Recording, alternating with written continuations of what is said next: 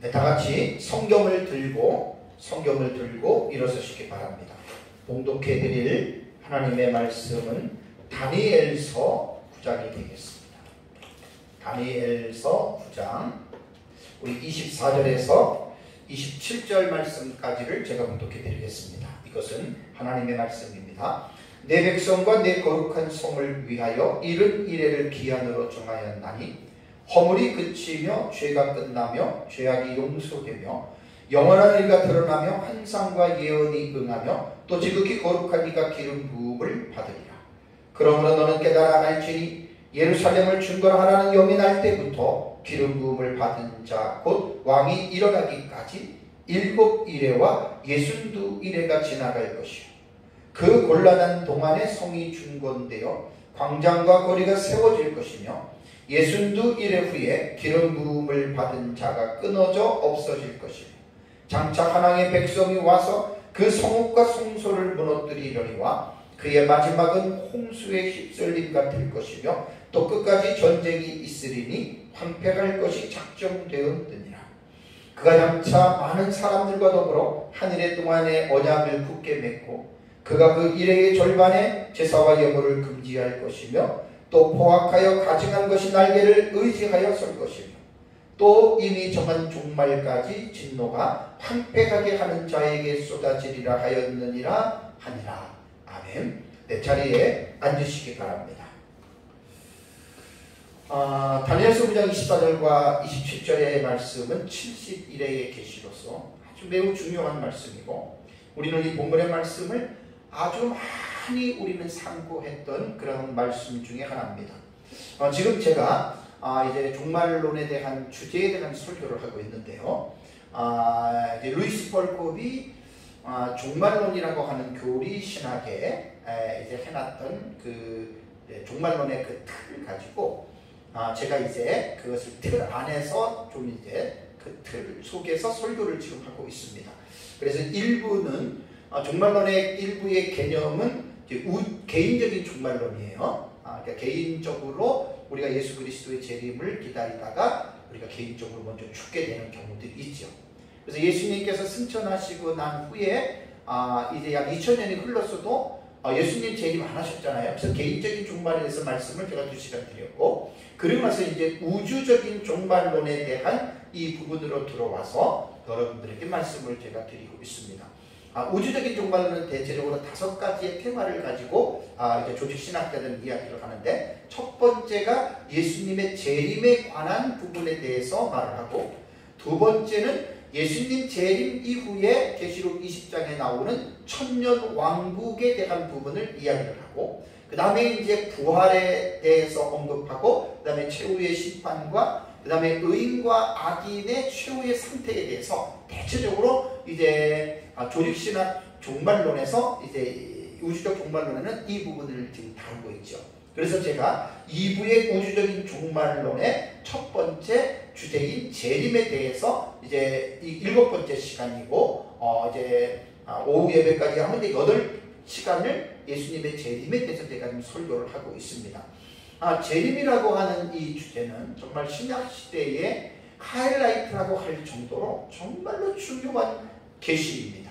그래서 신약시대 성도들은 예수님의 재림을 기다리면서 살아가는 자들인데 성경을 보면 예수님께서 언제 재림하시느냐에 대한 관심들이 사람들이 되게 많이 갖고 있어요. 왜냐하면 예수님이 몇 년 몇 월 며칠에 재림한다 그러면 기다렸다가 그때 딱 되면 우리가 이제 예수님의 재림을 맞이하겠다 그런 심산이 있는 거죠. 근데 성경을 보면 예수님조차도 재림의 날을 알 수 없다라고 예수님의 모습을 딱 박았습니다. 그리고 하나님, 성부 하나님 외에는 이 예수님의 재림을 알 수가 없다라고 그렇게 이야기를 하고 있습니다. 그러고 나서 이제 성경을 보면은 예수님 재림하시기 전에 징조들에 대해서는 의외로 구약 성경부터 시작해서 신약 성경에 의외로 많이 기록이 여러 곳에 기록이 되어져 있습니다. 그래서 제가 이제 2주 동안에 예수님께서 재림하시기 직전에 나타나는 그 징조들에 대해서 지금 하나님의 말씀을 지금 여러분들에게 전하고 있습니다. 그래서 예수님께서 재림하시기 전에 어떠한 일이 일어날 것인가 뭐 복음이 땅 끝까지 전파되고 이스라엘이 회복이 되고, 그 다음에 이제 거짓 선지자들이 나오고, 그 다음에 이제 재난의 시작이라고 해서 전쟁, 기근, 지진, 전염병, 이제 하늘과 땅에 일어나는 여러 가지의 초자연적인 일들, 이 부분에 대해서 말씀을 드리다가 지난주에 제가 적그리스도에 대해서 여러분들에게 말씀을 드렸죠. 왜냐하면 적그리스도에 대한 이 계시는 너무너무 중요하고, 성경의 의외로 이 적그리스도의 계시가 여러 곳에 분포되어서 기록이 되어져 있습니다. 그래서 우리 그리스도인들은 적그리스도가 어떠한 인물이며 그가 어떠한 일을 하는지에 대해서, 이 사실에 대해서 꼭 성도들은 알고 있어야 됩니다. 그래서 지난주에는 예수 그리스도의 재림 직전에 적그리스도가 나타날 것이다. 그것은 제가 본문을 데살로니가 후서 2장 3절과 4절의 말씀을 드렸죠. 데살로니가 교회 안에 종말론에 대한 그릇된 사상이 침입해서 많은 사람들이 영어로나 또 말로나 혹은 편지로나 예수님의 재림이 곧 가까웠고 뭐 언제 온다는 이러한 시한부적인 종말론의 성격을 가지고 있는 잘못된 사상들이 데살로니가 교회 안에 들어가 있었어요.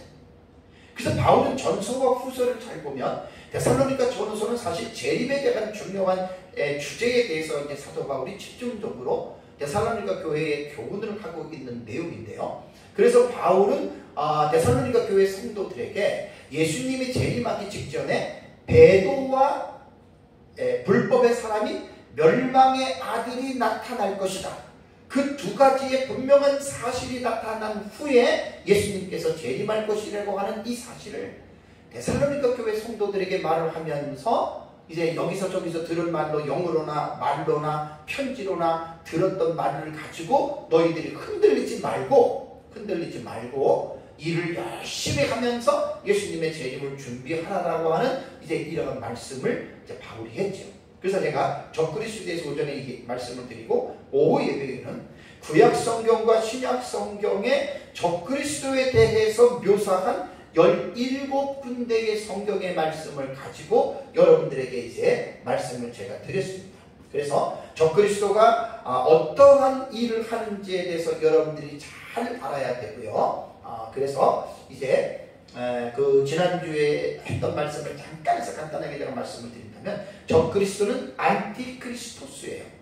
그러니까 안티라고 하는 이 말은 이제 무슨 뜻이냐면 두 가지 의미가 있다고 그랬죠. 뭐뭇을 대신하여라고 하는 의미가 있고, 두 번째는 뭐뭇을 반대한다. 그러니까 이 적그리스도라고 하는 말은 그리스도를 대신해서 그 자리에 앉아 있는 사람이라고도 볼 수가 있고, 또 하나는 그리스도를 대적하는 자입니다. 반대하는 자입니다. 그래서 이 두 가지의 의미 속에서 거짓 선지자들은 첫 번째 의미인 그리스도를 대신한다라고 하는 안티라고 하는 이 의미를 가지고 있겠고요. 그 다음에 이제 적그리스도의 구약시대에 나타났던 제국들이라든가 마지막 때에 나타나는 적그리스도는 그리스도의 자리를 대신한다기보다는 그리스도를 완전히 반대해서 대적하는 이러한 자로서의 의미를 여러분들이 가지고 있어야 됩니다.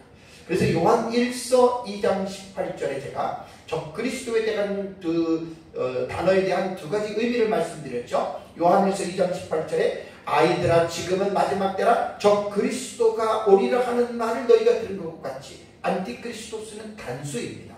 그러니까 사도 요한 때에도 앞으로 적그리스도라고 하는 한 인물이 역사 세계에서 등장할 것이다 라고 하는 것을 알고 있었고, 우리 미래적인 해석으로 보는 역사적 전천년주의자들은 아직도 이 사도 요한이 말한 적그리스도라고 하는 안티크리스토스라고 하는 단수는 아직 우리는 이 땅에 임하지 않았다라고 우리는 그렇게 믿고 있는 것입니다. 그래서 이제 두 번째 2장 18절에 나오는 너희가 들은 것과 같이 지금도 많은 적그리스도가 일어났다. 여기서 안티크리스토인은 복수입니다. 그러니까 적그리스도들이 사도 요한 당시에도 많이 일어났다라고 여러분들에게 말씀을 드렸습니다. 그렇다면 과거 시대에 있었던 적그리스도들, 지금 현재에도 적그리스도들이 있습니다. 그리고 앞으로 임할 적그리스도라고 하는 단수인 그 인물들과 어떠한 연관 관계가 있을까요? 그리고 어떻게 보면 적그리스도는 하나님과 예수 그리스도를 반대하는 적대적인 세력인데 개인이 될 수도 있고 국가가 될 수도 있는 거예요. 그래서 이제 구약시대의 적그리스도 국가가 애굽, 아수르, 바벨론, 메데바사, 헬라, 로마에서 구약시대의 6개의 그 강대국들이 있었잖아요. 우리는 그것을 이제 성경을 보면 짐승 국가라고 다니엘서와 요한계시록 통해서 보면 나타납니다. 그 짐승이라고 그 국가들을 말을 했습니다.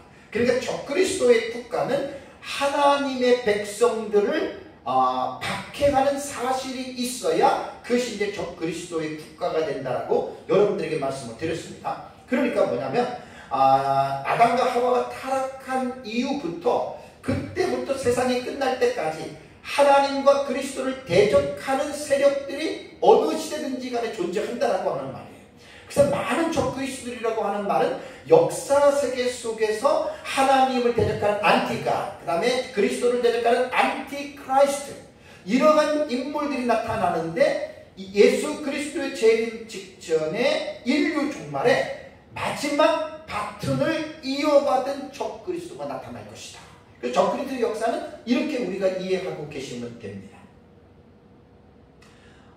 이레네우스에서부터 4세기 초기까지 기독교 문헌에 나오는 적그리스도의 주요 특징은 7가지라고 제가 말씀을 드렸죠.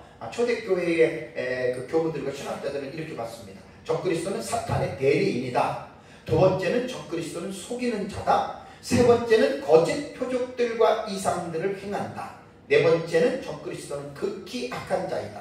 다섯 번째는 하나님의 백성을 핍박하는 자이다. 여섯 번째는 심히 교만한 자이고, 일곱 번째는 하나님의 영광을 요구하는 자라고 데이비드 아우네는 적그리스도에 대해서 이렇게 표현을 했습니다. 아주 종합적인 정리입니다. 그래서 제가 지난주에는 적그리스도가 누구냐라고 말을 했을 때 이제 중세의 종교개혁 시대에는 대부분 적그리스도를 로마 교황으로 보지만 적그리스도는 정치적인 인물이기 때문에 우리는 로마 교황은 음료의 무리는 될 수 있어도 적그리스도는 될 수 없다라고 지난주에 말씀드렸고, 적그리스도가 하는 일이 참 끔찍합니다. 많은 사람들을 지옥으로 이끌어가는 자입니다. 적그리스도는. 그리고 이 자는 자신이 하나님으로서 모든 민족들에게 경배를 받는 자이고요. 그리고 적그리스도는 교회와 성도들을 박해하고 심지어 많은 성도들을 죽이는 인물이다. 그러니까 너무나 여러분 중요하잖아요. 그래서 적그리스도의 출현의 시기에 대해서 적그리스도가 역사세계에 등장한다는 사실은 모든 종말론 학자들이 동일하게 믿습니다. 전천년이든 무천년이든 후천년이든 세대주의든 간에 어쨌든 인류 마지막 종말에 예수 그리스도의 재림 직전에 이 적그리스도는 역사세계에 반드시 등장해서 이러한 악한 일을 행할 것이다. 모든 종말론 신학자들이 학파에 따라서 상관없이 똑같이 적그리스도는 예수님 재림 직전에 나타날 인물로 그렇게 이야기를 합니다. 근데 이제 무천년의 주장에서는 예수님의 재림 직전이라는 표현에 말만 할 뿐이지 어떤 분명한 어떤 선들을 제시해 주지를 않아요. 그냥 종말이다 이렇게만 얘기를 합니다. 그런데 역사적 전천년주의자들은 예수 그리스도의 재림 직전에 대한 이 상황들을 정확하게 우리는 한 일이라고 하는 이 용어를 우리는 분명하게 표현을 합니다. 그 이유는 성경이 있기 때문에 그렇습니다. 그래서 제가 오늘 사실 본문 다니엘서 9장 24절과 27절에 기록해 놓은 71회의 계시는 전체적으로 설명을 할 수가 없어요. 제가 이제 마지막 부분에 적그리스도에 관한 부분만 사실 오늘은 이 본문에서 여러분들에게 말씀을 드릴 뿐이고, 71회의 계시는 이제 역사적 전천년의 종말론의 신학을 논할 때에는 71회의 계시가 없으면 역사적 전천년주의자들은 요한계시록을 풀 수가 없습니다. 그래서 다니엘서 9장에 나타난 이 71회의 계시는 역사적 전천년주의자들에게 있어서는 너무나 중요한 종말론 신학의 기저가 되는 것, 기저. 아주 밑바탕이 되는, 근본이 되는 이러한 해석이기 때문에 우리 역사적 전년은 다니엘서 9장 24절에서 27절에 나타난 이 70일의 계시를 상당히 우리는 중요하게 여기고 이 계시를 깊이 있게 우리는 이해하고 있습니다. 그래서 제 책의 일부에 70일의 계시를 집어넣고 제 책의 제목의 이름도 70일의 계시와 요한계시록 2개, 어떻게 보면 두 가지의 내용을 하나로 그냥 제가 묶어서 제가 이렇게 말했습니다. 왜냐하면 제 책에 왜 일부에 71회를 집어넣냐면 71회의 계시가 없이는 요한계시록이 해석이 안 된단 말입니다.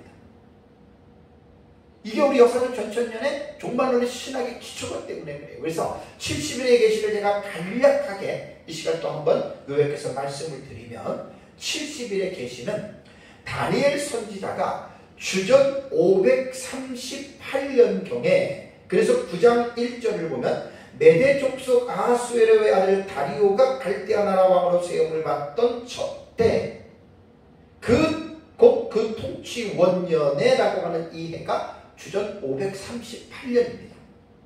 이때 다니엘이 기도하는 가운데에 하나님께서 가브리엘 천사를 다니엘에게 보내셔서 환상에 대한 내용을 깨닫게 해주신 것이 이게 여러분 70일의 계시의 내용입니다. 70일의 계시는 하나님께서 이스라엘 백성들과 거룩한 성 예루살렘에 관한 내용이 70일의 계시의 핵심입니다. 이스라엘 백성들과 예루살렘 성은 70일의 기간이 지나면 멸망한다라고 하는 내용입니다. 그러니까 이스라엘 어떻게 보면 운명에 관한 내용이 담겨져 있는 내용이 70일의 계시이기 때문에 우리는 70일의 계시를 아주 중요하게 봐야 됩니다. 그렇다고 해서 70일의 계시는 이스라엘 백성들에게만 말한 것이 아니고 신약시대 교회에 관한 상황들도 이 안에 여러분 어느 정도 담겨 있다라고 이 본문에서 우리가 읽어낼 수 있는 여러분 그러한 또 지식이 있어야 됩니다. 71회라고 하는 이 말은 히브리어로 샤부임, 쉬브임이라고 하는 말입니다. 그 쉬브임이라고 하는 이 단어는 70이라고 하는 단어고요. 샤부임이라고 하는 단어는 7들입니다. 원래 히브리어로 쉐바라고 하는 단어가 7이라고 하는 단어거든요. 그래서 이제 임이라고 하는 복수의 형태로 샤부임과 쉬브임이 들어갔기 때문에 70들, 7들 이렇게 돼서 70의 7들이다. 이게 71이라고 하는 말입니다. 날수로 계산하면 490일이 되는데 이 샤부아라고 하는 7일의 계산에서 하루로 계산하는 해석법이 있고 1년으로 계산하는 법이 있고 1000년으로 계산하는 법이 있는데 이거는 하루를 1년으로 계산해서 490일을 490년으로 보는 해석이 역사적 전천년주의나 대체적으로 이 부분에 대해서는 많은 학자들이 동의하고 있는 내용입니다. 칼빈도 하루를 1년으로 계산해서 490년으로 이렇게 보고 있습니다. 그렇다면 70일의 기간의 출발점은 언제일까? 그 70일의 출발점은 25절에 보면 그러므로 너는 깨달아 알지니 예루살렘을 중건하라는 영이 날 때부터 이때부터가 70일에가 스타트가 되는 거예요. 예루살렘을 중건하는 영이 날 때부터 기름 부음을 받은 자가 왕이 일어나기까지 7일과 62일에가 지나갈 것이요.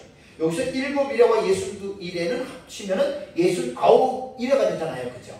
그러니까 70일의 본문에서 스타트가 언제냐면은 예루살렘을 중건하는 영이 날 때 그때가 70일에가 시작이 된 거예요.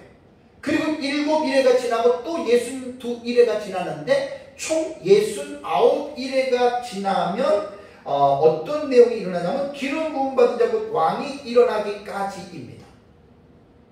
이것이 뭐냐면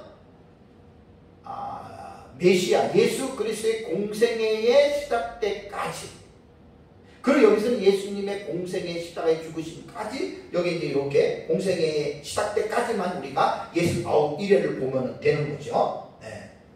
그러니까 70일의 기간의 출발점이 예루살렘 성을 중건하라는 영이 날 때인데 여러 가지 해석인데 제 책에 자세하게 써놨습니다. 그 결론적으로 말씀드리면 예루살렘을 중건하라는 영이 날 때가 언제냐? 주전 445년 혹은 444년에 3차 포로 귀환이 되죠. 이스라엘 백성들이 바벨론에 의해서 세 차례 공격을 받습니다. 605년과 597년과 586년, 그래서 586년에 멸망을 하고, 근데 이스라엘 백성들이 고국으로 돌아가는 때가 3차례에 있죠. 그죠?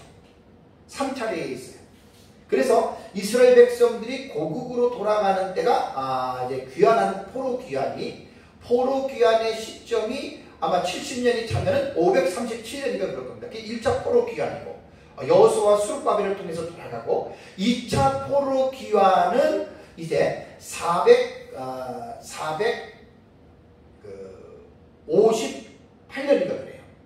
그때 이제 그때 누구를 통해서 돌아가냐면 에스라를 통해서 이스라엘 백성들이 이제 고국으로 이제 돌아가잖아요. 그래서 에스라를 통해서 이스라엘 458년 맞습니다. 458년에 에스라를 통해서 이제 2차 포로 귀환이 돌아가서 이제 종교 개혁을 일으키죠. 그리고 나서 이제 약 14년이 지난 다음에 이제 느헤미야를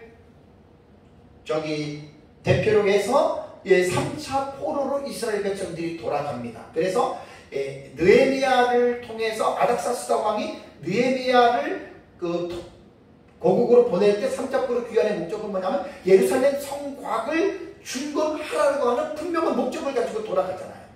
그래서 70일의 첫 번째의 시작점은 바로 주전 445년에 느헤미야를 통해서 이제 이스라엘 백성들로 돌아가는 3차 포로 귀환의 시점으로 봅니다.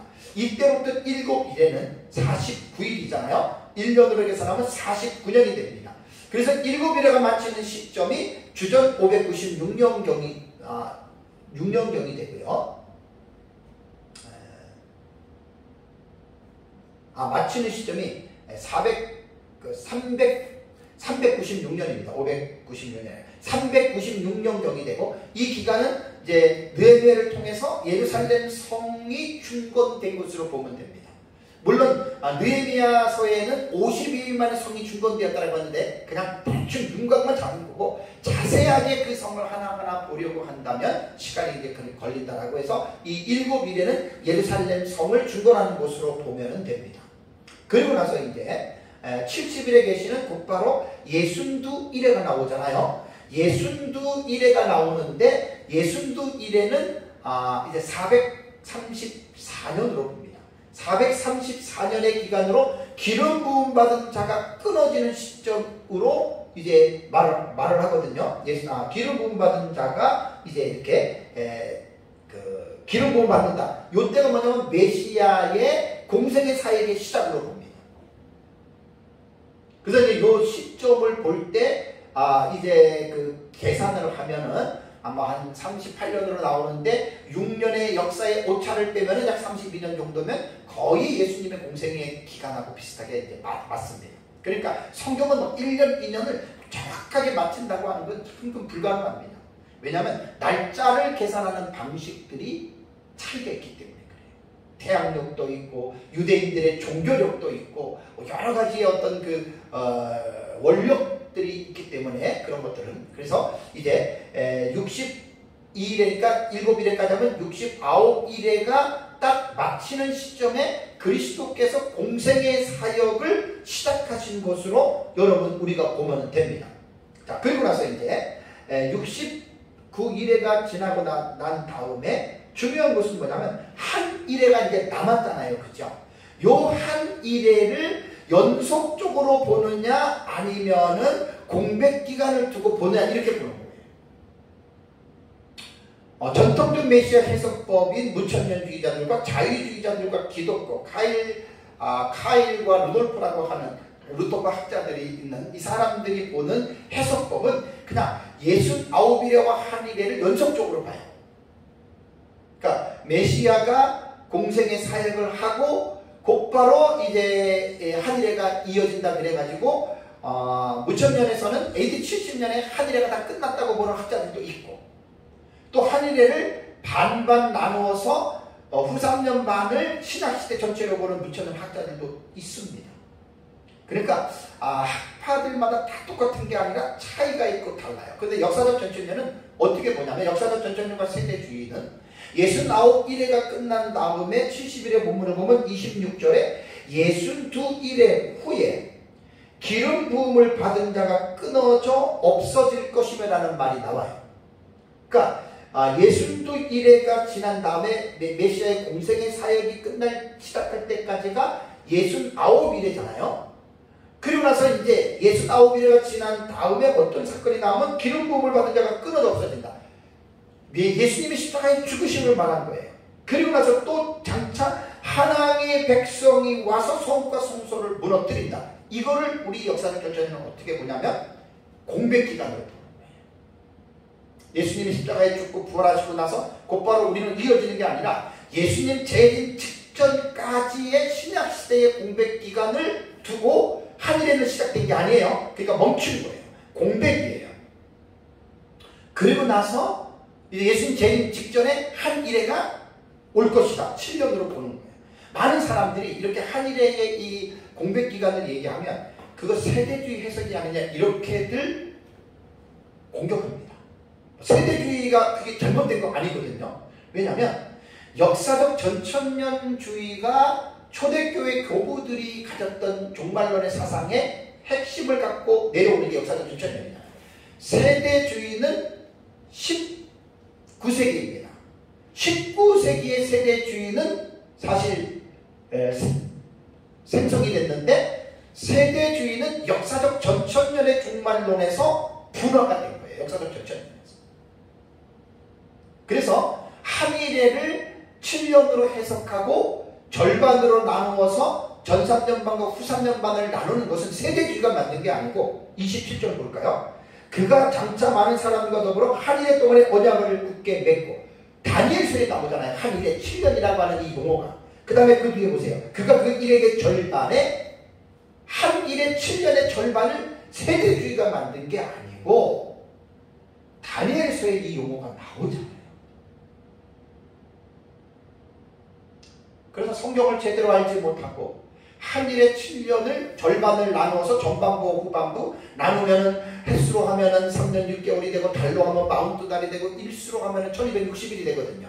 다른 표현으로 하면 한때 반때가 돼요. 성경에 있는 용어입니다. 이거를 이제 세대주의자들이 사용을 했다고 해서 마치 이것이 잘못된 것처럼 이것을 공격하는 것은 그 사람이 성경에 대한 무지하기 때문에 그러한 일을 한다라고 하는 사실입니다. 그래서 한일의 절반 이것은 다니엘서 9장에 나타나는 성경에 있는 내용이라고 하는 이제 이 부분을 꼭 기억해야 됩니다. 그렇다면 한일회를 7년으로 보고 그 7년을 절반으로 전 3년반, 후 3년반, 1260일, 42달 이렇게 본 최초의 신학자가 누구지 아십니까? 사도 요한의 제자들의 라인을 탄 이레네우스와 히폴리투스의 글에 지금 이 사실이 있습니다. 그러니까 2세기란 말이에요. 초대교회 2세기, 3세기 때란 말이에요. 그러니까 2, 3세기까지는 교회사 학자들의 증언을 보면 거의 종말론은 역사적 전천년의 종말론을 가지고들 사실 그렇게들 봤다고 보시면 돼요. 무천년은 5세기의 어거스틴에 의해서 사실은 생긴 새로운 학설이고 그것은 클레멘트와 오리겐에 의한 어떤 그 알레고리 해석에 근거한 거기서부터 사실 무천년은 출발되었던 거예요. 종말론을 제대로 좀 알고들 공부들을 하셔야 돼요. 그래서 이레네우스의 스승이 누구죠? 폴리갑이에요. 폴리갑의 스승이 바로 사도 요한이잖아요. 그러니까 한일회를 두 부분으로 나눠서 보는 거는 이제 히폴리투스나 이레네우스의 글에 분명을 있기 때문에 우리는 이제 이렇게 보고 있다라고 하는 사실입니다. 오늘 제가 사실 설교할 내용은 뭐냐면 적그리스도가 역사 세계에 등장하고 그 다음에 그가 활동하고 그 다음에 적그리스도가 멸망해서 지난주에 잠깐 말씀을 드렸지만 너무나 중요한 인물이기 때문에 왜냐하면 이거는 그리스도를 적대하는 반대하는 자이잖아요. 너무나 중요한 인물이기 때문에 한눈에 볼 수 있도록 오늘은 도표를 가지고 간략하게나마, 사실 이게 몇 시간을 해야 될 건데 아주 간략하게만 말씀을 드릴게요. 그래서 적그리스도가 역사 세계에 등장하고 활동하고 멸망하는 그것을 언제 등장하고 언제 멸망하느냐에 대해서 성경에 나타난 사실들을 제가 종말론의 저의 스승인 민병성 목사님, 밤중소리의 고문이신 민병성 목사님 지금 살아계세요. 92살이고 한 달에 한 번씩 이제 강의를 합니다. 건강하세요. 그래서 이제 민 목사님에게 제가 배웠기 때문에 그 민 목사님이 만들어 놓은 이 도표입니다. 그걸 제가 이제 이해를 해가지고 제 책에도 그대로 인용을 했습니다. 그래서 이번 시간에는 남은 시간에 적그리스도가 언제 등장하고 언제 활동하는지에 대한 이 부분에서 말씀을 제가 드리도록 하겠습니다. 성경을 보면은요, 적그리스도는 오랜 시간 동안 역사 속에 존재하는 게 아닙니다. 그 계시록 17장에 보면은 잠깐 동안 그가 존재할 것이다 이렇게 말을 합니다. 잠깐이라고 하는 기간은 딱 7년으로 보면 딱 맞습니다. 성경에 대한 전체적인 이 부분들을 가지고 제가 이제 도표를 그려놓고 도표를 제가 이렇게 그려놓고 한 일에 해가지고 다니엘서 9장 27절 있잖아요. 이 용어가 다니엘서 9장에 나오는 용어예요. 한 일에. 그래서 한 일에는 7년으로 적는다고 그랬죠. 요 7년의 절반, 아까 봤죠. 1회의 절반이라고 하는 용어 나오죠. 그죠? 1회의 요 절반이라고 하는 요 지점이 히브리어로 보면은 해치입니다. 해치. 이게 딱 미들이에요. 중간이에요. 중간. 한일의 7년의 중간. 그래서 한일회를 전반부, 후반부로 나누는 거예요. 성경에 있는 용어예요. 세대주가 만든 게 아니라고요. 제발 좀 착각들 하지 마세요. 좀 안다고 하는 사람이 확실하게 알지 못하면 그냥 이렇게들 좀 오해하는 사람들이 너무나 많아서 제가 하는 얘기입니다. 그래서 다니엘서 9장의 70일에 대한 계시는 이렇게 한일회를 딱 우리가 도표로 그려볼 수가 있고 전반부와 후반부를 전 3년반, 1260일, 후 3년반, 42달 뭐 이렇게 볼 수가 있는 거예요. 그래서 이 성경 안에서 사실 요한계시록이 6장부터 19장이 요 한 일회에 일어나는 사건이다. 6장부터 19장이 기가 막힌 사건이고 기가 막힌 발견입니다. 자, 그럼 첫 번째를 한 일회가 시작이 되는 이 점에서 좀 일자를 좀 약간 떨어뜨리는 쪽이에요. 2, 3, 4, 5는 딱 붙였는데 자, 첫 번째 어떤 사건이 나타나냐면 7번째 제국이라고 하는 이 제국이 등장합니다. 우리 지난주 데살로니가후서 2장 3절 말씀 기억나죠? 누가 어떻게 하여도 너희가 미혹되지 말라. 먼저 배교하는 일이 있고 저 불법의 사람과 멸망의 아들이 나타나기 전에는 이르지 아니하리라. 불법의 사람 멸망의 아들은 한 사람입니다. 이게 적그리스도입니다. 그 적그리스도가 개인이 아무런 어떤 자기가 연고를 두지 않고 혼자서 딱 튀어나오냐? 아니지. 이 적그리스도가 등장하는 이 나라가 있어요. 그게 결국 인류 마지막 종말의 시대에 전 세계를 지배할 나라입니다. 그래서 여기에 1번이라고 적어놓은 것은 뭐냐면 적그리스도는 성경의 7번째 나라. 그 7번째 나라가 어떻게 돼요? 애굽, 아수르, 바벨론, 메데바사, 헬라, 로마까지가 구약시대에 존재했던 또 신약시대 로마는 로마 제국이 존재했었고요. 로마가 서로가 동로마 해가지고 동로마가 1400몇 년에 500몇 년에 터키에서 멸망했잖아요. 그 6번째 침수국가 망한 거예요. 로마가. 그러면서 이제 앞으로 인류 종말에 등장할 7번째 제국 이게 이제 나타나는 거예요. 언제? 한일회가 끝나면 예수님 재림하시잖아요. 재림 후에 1000년 왕국이 이루어지잖아요. 일단 우리 역사적으로 이렇게 믿는 거예요. 이 부분에 대해서. 그래서 첫 번째는 뭐냐면 적그리스도가 역사 세계에서 준비되는 거예요. 준비되는 거예요. 그래서 계시록 17장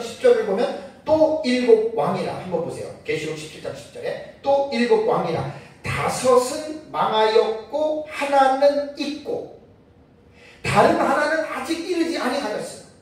그러니까 사도 요한이 요한계시록을 기록할 때 일곱 왕에 대해서 말을 하는 이 일곱 왕은 그 시대의 왕이 아니라 역사 세계 전체를 총칭해서 하는 말이에요. 다섯은 망했다라고 하는 말은 뭐냐면 사도 요한이 주후 96년경에 요한계시록을 기록했잖아요. 그러니까 다섯은 망했으면 앞에 다섯 제국이 애굽, 아수르, 바벨론, 메데바사, 헬라입니다. 이 다섯이 망하였고 하나는 있다라고 하는 말은 사도 요한 당시에 있는 제국이 로마 제국이잖아요. 그래서 여섯 번째까지 제국이에요. 그 다음에 말을 잘 보세요. 다른 하나는 또 하나의 제국이 나타날 것이라는 거예요. 로마도 망하잖아요. 또 다른 하나는 아직 이르지 아니했다. 역사 세계에 등장하지 아니했다라는 말입니다. 우리 역사는 전체적으로 미래적 해석을 하기 때문에 아직 일곱 번째 제국 나타나지 않았습니다. 그 다음에 뭐라 그랬습니까? 이르면, 그러니까 일곱 번째 제국이 나타나면 어떻게 해요? 반드시 어떻게? 잠시 동안 머무르리라. 그러니까 일곱 번째 역사 세계에 등장하는 일곱 번째 제국은 오랜 기간, 애국 같은 경우는 수천 년이에요. 아수르도 역사가 오래돼요. 바벨론도 고대 바벨론이지만 이제 그 당시 구약 시대로 볼 때는 신바벨론이기 때문에 그렇게 오래되진 않아요. 신바벨론. 한 7, 80년 정도 되나 신바벨론은. 그 다음에 이제 메디아와 바사. 페르시아하고 바사도 오래된 제국이었지만 메디아와 바사도 그렇게 오래되지 않고 헬라 제국도 이제 등장하고 로마 제국이 또 이제 계제 좀 가죠. 그러니까 일곱 번째 제국은 잠시 동안 머무르는 거예요. 그래서 이 한 일해 동안에 이것으로 보면 돼요.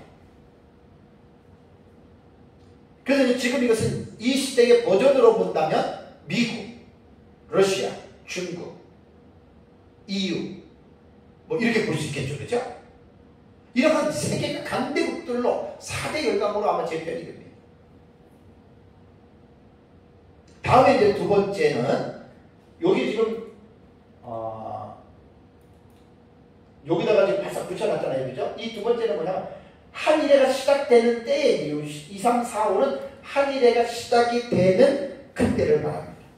한일해가 시작이 되는데 그때에 이 적그리스도가 어떻게 되냐면 우선 다니엘서 7장 24절을 볼게요. 다니엘서 7장 24절. 다니엘서 7장은 되게 중요한데 바다에서 올라오는 네 짐승에 관한 교훈이에요. 지난주에 제가 말씀드렸습니다. 역사적 전천년은 2장의 4대 제국으로 보지 않는다 그랬어요. 인류 종말에 나타나는 4대 열강입니다. 여기서 7장 24절을 보면 그 열뿔은 열뿔이 소속된 이 짐승이 무서운 처리를 가진 짐승이죠. 앞에 말한 사자, 표범과 곰 같은 그 제국 말고 이게 좀 나라 제국을 말하는 거예요. 4대 제국. 거기서 네 번째 짐승 국가가 이제 열뿔로 있는 연합국가거든요. 그 열뿔은 그 나라에서 일어난 열왕이요. 요게 사실은 이제 다니엘서 7장에서 이 네 번째 짐승 국가가 일곱 번째 제국의 주인이 되는 거예요. 근데 이 제국의 특징은 열뿔이기 때문에 연합국가입니다. 그 나라에서 일어난 열왕이요. 그 다음에 이제 다음을 보셔야 돼요. 그 후에 또 하나가 일어나리니 또 하나가 일어나는데 다니엘서 7장을 보면은 8절을 보세요. 내가 그 뿔을 유심히 보는 중에 다른 작은 뿔이 그 사이에서 나더니 그러니까 열뿔이 있는 그 곳에서 또 작은 뿔이 돋아난다. 그러니까 다른 나라가 아니에요. 그 제국이에요. 그래서 열왕 다음에 거기서 또 하나가 일어나는데 이게 뭐냐면 작은 뿔이거든요. 그래서 다니엘서 7장에 나타나는 이 작은 뿔, 그 다음에 이제 또 이제 요한계시록에서 말하는데 뿔 같은 이런 것들이 뭘 말하냐면은 이게 바로 적그리스도를 말하는 거예요. 그래서 이번 두 번째에는 이제 이 부분에 대해서 한일해가 시작이 될 때 요 시작점입니다. 시작이 될 때 이제 작은 뿔 적그리스도가 등장을 한다라고 이렇게 표현을 하고 있고요. 다음에 이 적그리스도가 아마 역사 세계에 등장하는 가운데에 아마 그 어쨌든 10뿔에서 세 뿔을 10명의 왕들 중에서 세 왕을 꼼짝 못하게 하니까 군사적인 쿠데타가 일어나는 것으로 봐야 됩니다. 왜냐하면 다니엘서 7장 8절에도 첫 번째 뿔 중에 셋이 그 앞에서 뿌리가 뽑혔고 이 작은 뿔이 그렇다면 이 뭐지요? 10명의 왕 중에 작은 뿔이 13명을 굴복시켰다는 거예요. 그래 요즘의 버전으로 볼 때는 정치적인 반란이죠. 그죠? 네? 정치적인 반란이 되는 거예요. 쿠데타가 되는 거예요. 근데 쿠데타가 쉽게 일어날 수도 있지만 복잡할 수도 있잖아요. 지금 아프리카 같은 경우 보세요. 쿠데타가 일어나가지고 어때요? 왕을 감옥에다 가두고 죽이기도 하잖아요. 그죠? 그러니까 이 쿠데타가 일어날 때는 간단한 거는 아니에요. 이 부분을 우리가 이해할 수 있는 부분이 뭐냐면 계시록 13장 3절을 보세요. 계시록 13장은 바다에서 올라오는 짐승 적그리스도에 관한 내용인데 되게 중요합니다. 제가 이제 주제 설교를 이제 그 종말론에 대한 요 파트가 끝나면 이제 종말론에 대한 주제 설교를 할 때 그때 적그리스도 다시 할 때 제가 계시록 13장을 다시 합니다. 13장을 하는데 계시록 13장 3절을 보세요. 그의 머리 하나가 상하여 죽게 된 것 같더니 그 죽게 되었던 상처가 나음에 온 땅이 놀랍게 여겨 짐승을 따르고 요 말이 나오죠. 그죠? 여기서 이 머리가 하나 상하여 죽게 됐다. 이게 바로 적그리스도가 원인 불명이에요. 그런데 죽게 되었어요. 근데 그 죽게 되었던 상처가 나았는데 이 죽게 되었던 상처가 나음으로 말미암아 온 땅이 온 세계입니다. 전 세계가 그것을 통해서 그 짐승, 이 적그리스도거든요. 그 짐승을 따른다. 곧 전화위복이 되었다는 말이에요. 자세한 설명을 시간상 드릴 수는 없어도 아마 조금 전에 제가 말씀드린 대로 적그리스도가 10명의 왕들 속에서 작은 뿔이 돋아나서 이 10명의 왕들 중에 3명을 제압하는 과정 속에서 아마 군사적인 쿠데타나 반란이 일어나는 가운데에 아마 상대에 의해서 이 적그리스도가 이제 죽음의 위기까지 갔던 것으로 볼 수 있어요. 그런데도 놀랍게도 이 사람이 살아났다. 근데 전 세계가 다 알아요. 이제 마지막 때에는 뭐든지 통합을 원하잖아요. 통합. 하나. 나라들도 한 나라가 되자. 지난주에 말씀드린 대로 이제 그 뭐 세계 정부 그 다음에 또 하나 신세계 질서를 말하는 사람들은 전 세계가 하나로 통합된다 했는데 통합은 되지 않습니다. 단 통합이 되려고 노력들은 하는데 그 과정 속에서 3차 대전이 일어나게 되어 있습니다. 자세히 설명하려면 시간이 많은데 결론적으로 말씀드립니다. 3차 대전이 일어나는데 그 3차 대전이 일어나는 가운데에 결국 승자가 있을 거 아니에요. 그게 사실 연합국가에 해당되는 10불의 국가가 되는데 거기에서 이제 자체 내에서 반란이 일어났죠. 작은 뿔이 한 사람이 나타나서 그 10명의 왕을 지배하고 이 작은 뿔인 한 사람이 7번째의 제국을 통치하게 된다. 그렇게 된다는 말입니다.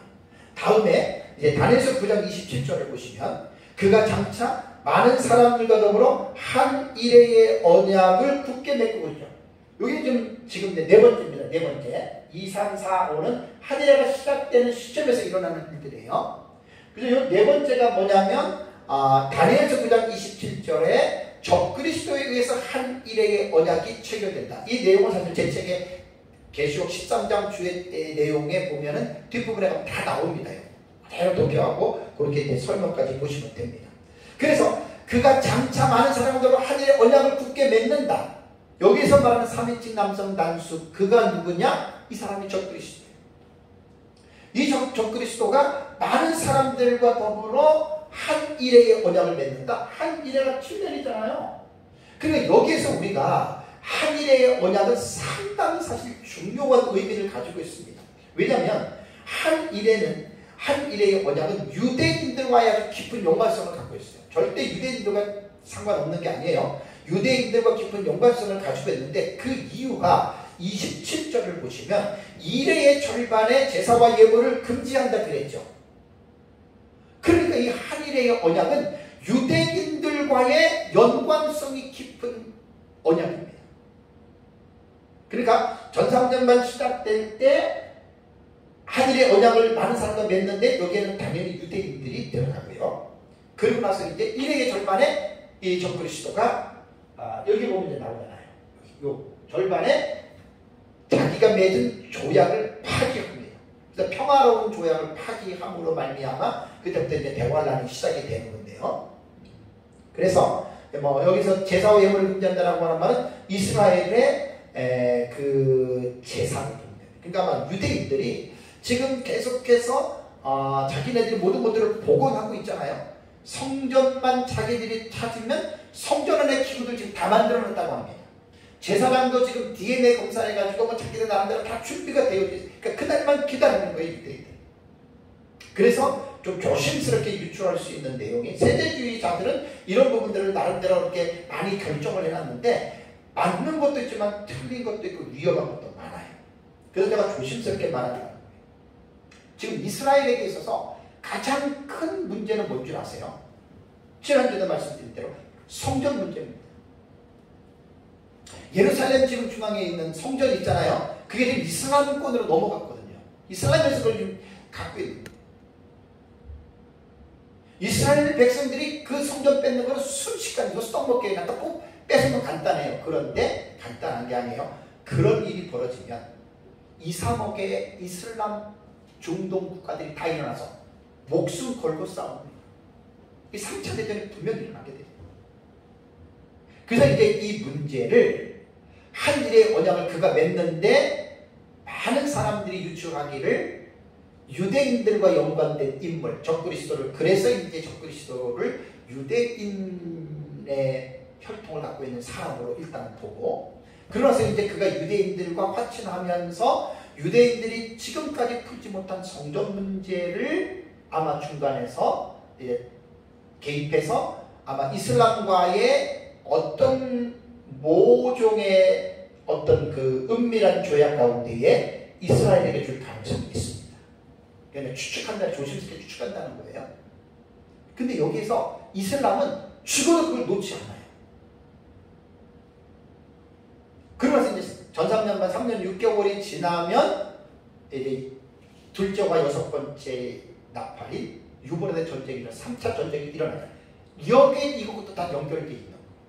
어쨌든 조심스럽게 좀 추측하면서 제가 여러분들에게 좀 말씀을 드립니다. 다음에 5번, 5번째도 한일회가 시작되는 시점이잖아요. 요 시점에는 어떤 내용이냐면 적그리스도가 세상의 메시아로 등장합니다. 등장하면서 신적인 존재로 부각돼요.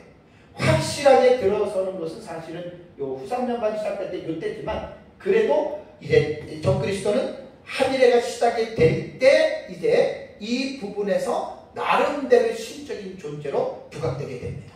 그래서 이제 데살로니가 후서 2장 4절에는 자기를 하나님이라고 내세운다라고 하는, 이건 이제 후삼년반에 일어난 일인데, 어쨌든 적그리스도가 아까 이제 온 세상 사람들이 적그리스도를 따른다 그랬잖아요. 그렇죠? 그런 것으로 미루어 볼 때 적그리스도는 세상의 메시아라고 하는, 그러니까 아마 이때 유대인들은 적그리스도가 자기들이 풀지 못한 성전의 문제를 풀어주니까 아마 유대인들은 이 사람이 자기들이 기대하고 기다리던 메시아가 아닌가, 그렇게 착각할 정도로 적그리스도를 볼 가능성이 사실 농후합니다. 그러나서 이제 세상 사람들조차도 정치적인 역량이라던가 수완이라던가 어떤 그런 파워를 보고 아마 이 적그리스도가 세상의 메시아로 이제 이렇게 등극하는, 실적인 존재로 등극하는, 그래서 이제 한일회 때부터 이렇게 됩니다. 자, 그 다음에 이제 계시록 9장을 보겠습니다. 계시록 9장 1절에서 5절.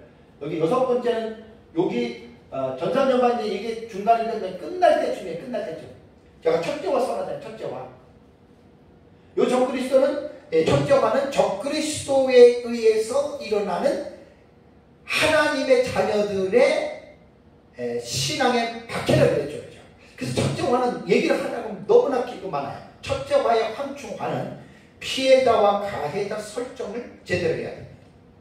거의 모든 사람들이 피해자를 사탄으로 보고, 가해자를 사탄으로 보고, 피해자를 거의 다 보면 불신자로 보는데 옳지 않습니다. 여기서 불신자는 성도, 피해자는 성도고, 성도가 적그리스도의 세력에서, 사탄에 의해서, 사탄의 군대들에 의해서 여기서 이제 믿음의 연단에 화를 겪고, 이게 첫째 화란 말이에요. 그래서 이 말은 계시록 12장, 계시록 9장 1절과 5절은 시간상 다 제가 이것은 설명할 수 없어요. 시간이 얼마 안 남았어요. 그래서 이제 이 첫째화는 적그리스도에 의해서 큰 박해, 핍박을 받는 것을 말을 하고 계시록 12장 13절에 이 내용이 나옵니다. 용이 자기가 땅으로 내쫓은 것을 보고 남자를 낳은 여자를 박해하는지라. 참 이게 어려워요. 이게 설명을 다 해야 돼요. 계시록 12장에 보면은 1절부터 보면은 하늘에 전쟁이 일어나잖아요. 미가엘과 이제 용의 군대, 그러니까 천사와 사탄이 전쟁에서 그 전쟁에서 패하잖아요. 사탄이 땅으로 내쫓기잖아요. 쫓겨서 이 땅에 있는 남자를 낳은 여자는 교회입니다. 초대교회입니다. 그 교회를 박해하는 거예요. 그게 이제 첫째와 황충화로 우리는 해석을 합니다. 그래서 이 첫째와 이 황충화는 여섯 번째, 요거는 상당히 우리가 이해를 잘 해야 됩니다.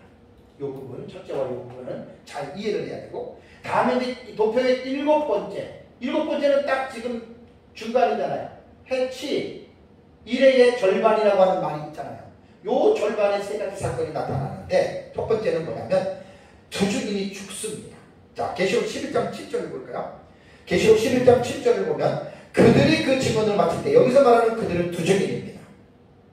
뒤에 말이 두 증인이에요. 두 증인이 1260일 마칠 때 무적행으로부터 올라오는 짐승이 적그리스도와 그의 세력들이 그들과 더불어 전쟁을 일으켜 그들을 이기고 그들을 죽인다. 이게 1260일 끝나고 후삼년만 들어갈 때 두 증인들이 일시에 다 죽임을 당해요. 순교를 당해요. 다음에 여덟 번째 8번은 여기 있잖아요. 그죠? 8번은 요것도 딱 절반의 기간에 해당되는 사건이거든요. 요 절반 되는 기간의 사건은 다니엘서 9장 27절입니다. 그가 장차 많은 사람들과 하늘 동안에 언약을 굳게 맺고 그 다음에 그가 그 일의 절반에 제사의 예물을 금지할 것이다. 평화 조약을 파기합니다. 그러니까 우리 역사적 전천년은 후 3년 반을 우리는 대환란이라고 여러분 우리는 말을 합니다. 이 후 3년 반. 전 3년 반은 대환란은 아니지만 환란이 시작이 되어지는 출발점이에요.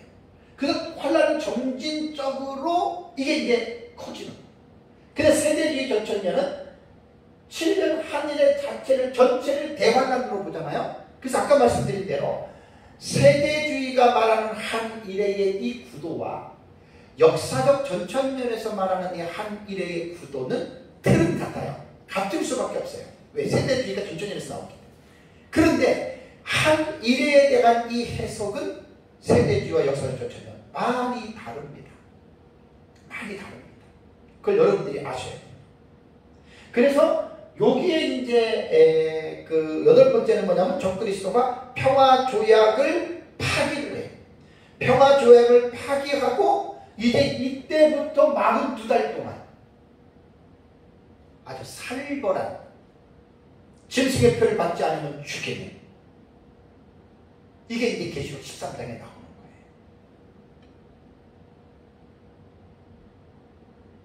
다음에 9번째 볼까요? 9번도 이게 이제 절반의 세 가지의 사건이 나타나잖아요.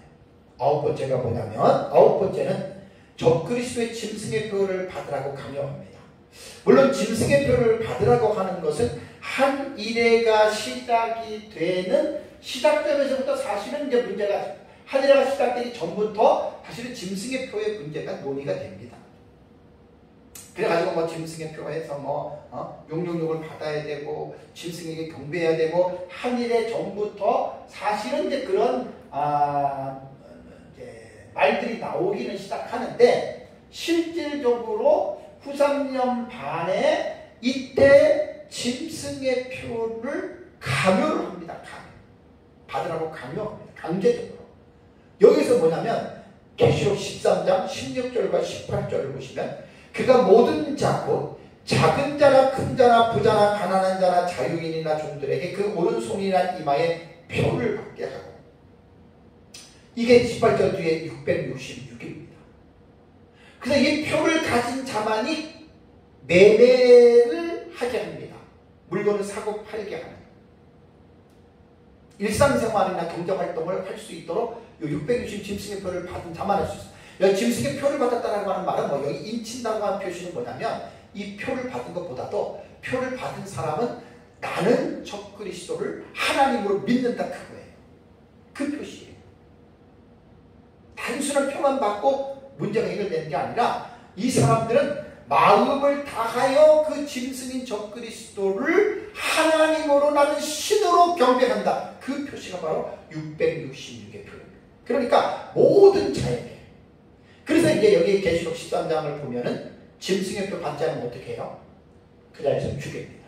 근데 누가 죽느냐? 불신자들은 100% 다 짐승의 표 다 받습니다. 예수님 재림 직전에. 짐승의 표를 받지 않는 자는 생명책에 기록된 택자들은 짐승의 표를 받지 않습니다. 그래서 이제 후 3년반 대환란에 구원받은 자들 중에 일부는 떨어진다고 그랬죠. 예배처에 들어가지 못했던 사람들. 열천으로 말하면 기름을 준비하지 아니한 미련한 5처녀와 같은 성도들은 구원은 받았어도 후 3년반 대환란에 떨어지는데 절대로 생명책에 기록된 자는 짐승의 표 안 받습니다. 대신 죽습니다.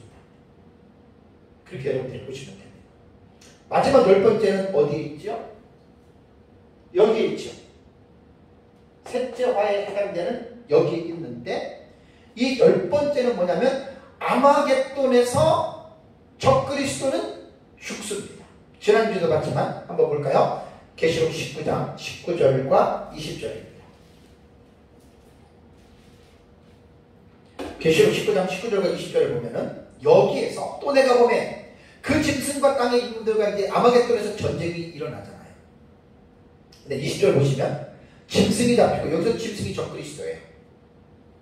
그 앞에서 표적을 행하던 누구? 거짓 선지자다. 요 거짓 선지자는 계시록 13장 11절에 땅에서 올라오는 짐승, 이게 거짓 선지자인데 계시록 13장 11절에서 18절까지에는 땅에서 올라오는 짐승을 거짓 선지자로 말한 것은 적은 없습니다. 그런데 이 자를 19장에 와서 20절에는 거짓 선지자라고 이 자를 말을 했다는 거예요. 13장에 땅에서 올라오는 짐승은. 왜냐하면 이는 19장 20절을 보면 이는 짐승의 표를 받고 그의 우상에게 경배하던 자들을 표적으로 미혹하던 자라. 이게 바로 땅에서 올라오는 짐승의 행위거든요. 그러니까 그를 이제 거짓 선지자라고 부르는 겁니다.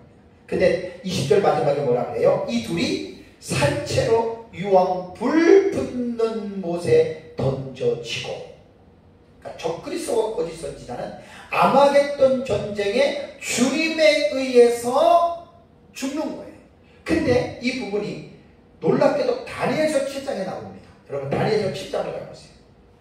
다니엘서 7장 11절에 보면은 그때에 내가 작은 뿌리 말하는 큰 목소리로 말미암아 주목하여 보는 사이에 짐승이, 작은 뿌리 짐승이에요. 작은 뿌리 적그리스도로 했죠. 여기서 짐승은 적그리스도 말하는 거예요. 짐승이 어떻게 죽임을 당하고 그의 시체가 상한 바 되어 타오르는 불에 던져졌어요. 같은 말입니다. 다니엘서 7장에 말하는 짐승이 죽임을 당하고 시체가 상한 바에 타오르는 불에 던져졌다는 말이 적그리스도고, 요한계시록 19장 20절에도 산채로 유황불 붙는 못에 던져지고도 적그리스도의 멸망을 지금 말하고 있는 것입니다. 자세한 설명은 제가 시간상 못하고 그냥 넘어가겠습니다. 사랑하는 성도 여러분, 예수 그리스도의 재림의 일자는 우리는 알 수 없습니다. 그러나 재림 직전에 일어날 징조에 대해서는 성경에는 아주 구체적으로 여러 곳에 기술하고 있습니다. 그래서 우리는 구약 성경과 신약 성경에 예수님 재림 직전에 나타나는 징조들 있잖아요. 그래서 그 징조에 대해서 제가 지난주에 이번 주 계속 설교하는 거예요. 4시간 동안. 잘 알고 있어요. 그리고 그 말씀을 통해서 징조에 대한 이 사실들이 역사 세계 속에서 나타날 때는 그것이 예수의 재림을 생각나게 한다라고 하는 것을 꼭 기억해요. 오후에는 제가 예수님 재림의 징조에 대해서 마태복음 24장의 말씀을 내용을 제가 종합적으로 정리해 드립니다. 그것도 이제 신학적 입장에 따라서 다른데 여러분들이 잘 보셔야 됩니다. 그래서 지난주와 이번 시간에는 예수님의 재림 직전에 나타나는 적그리스도가 등장한다라고 하는 명명백백한 사실에 대해서 여러분들의 말씀을 드렸기 때문에 꼭 이 사실을 잘 여러분들이 기억하시고 또 여러분들의 남은 삶에 또 이런 적그리스도에 대한 이 지식을 가지고 여러분들이 믿음으로 승리하는 삶을 살아가시기를 주님의 이름으로 축복합니다. 다 같이 함께